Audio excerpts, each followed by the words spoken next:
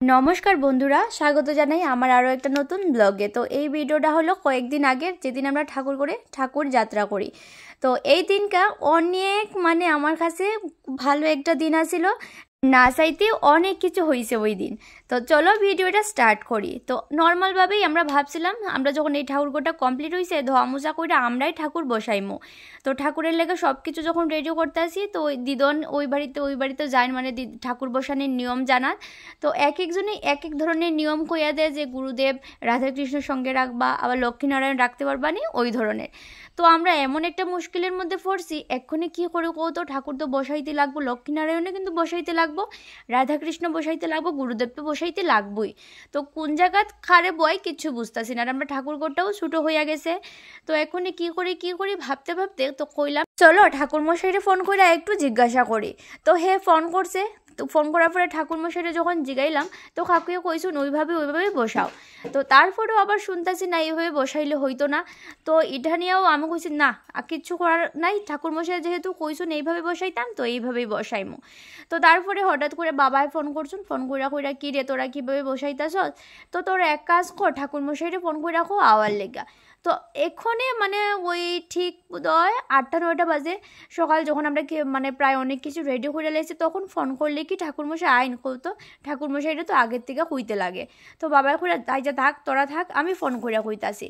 তো এটা শুনে মনে মনে খুব খুশি হইলাম, ঠাকুরমশাই যদি আয়া পড়ুন কোনো সমস্যা নাই। এই সবের কথা এক একজনের এক একটা নিয়ম, কারোর কথা শুনতে লাগতো না। ঠাকুরমশাই যেভাবে বয়া দিয়া যাইবা ওইভাবেই আমরা পূজা করবো। তো বাবাই ফোন কইরা কইতে কাকুর রাজি হইয়া গেছেন, কইছে আচ্ছা ঠিক আছে আমি আইতাছি, তোমরা এই জিনিস লাগে, তোমরা সব কিছু রেডি কইরা রাখো। তো হেরে ফোন কইরা কইছেন এই কথাটা। তো হে কি করছে, সব কিছু আইনা রেডি কইরা রাখা দিছে। এমনিতেই আমরা সব কিছুই আনছি, টুকটাক যেমন বেলপাতা, তিল, অর্তুক ওইগুলো আনা হয়েছিল না, তো ওইগুলাই আমরা আইনা রাখা দিছি। তার অনেকক্ষণ পরে আমরা এদিকে সব কিছু রেডি করতে করতে কাকু দেখি আয়া পড়ছেন, আয়া কাকুর মতো করে ঠাকুর বসাইছেন, বসাই দেখো এখানে পূজাও শুরু করে দিছেন। এই দিনটা এত ভালো আসছিল কি কইতাম, না চাইতে অনেক কিছু পাইছি।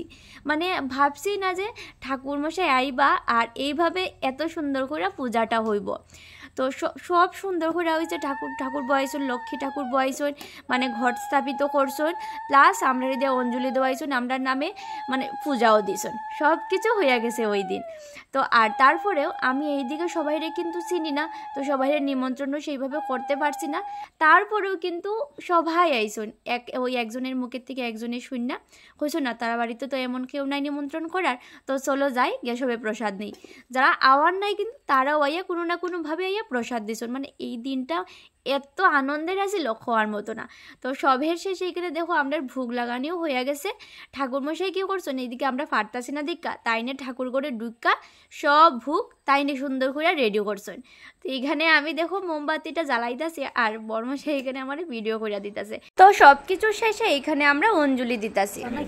ওম বিষ্ণু ওম বিষ্ণু ওম বিষ্ণু ওম বিষ্ণু ওম বিষ্ণু ওম তদ্বিষ্ণু পরমপদ সদা প্রশান্তি সুলয় দেবীব চক্রাত ওম অপবিত্র পবিত্র বা সর্বাবস্থা গত হপিবা জয়স্মরের পণ্ডরিকাক্ষম সবাজ্যবন্তর সূচি।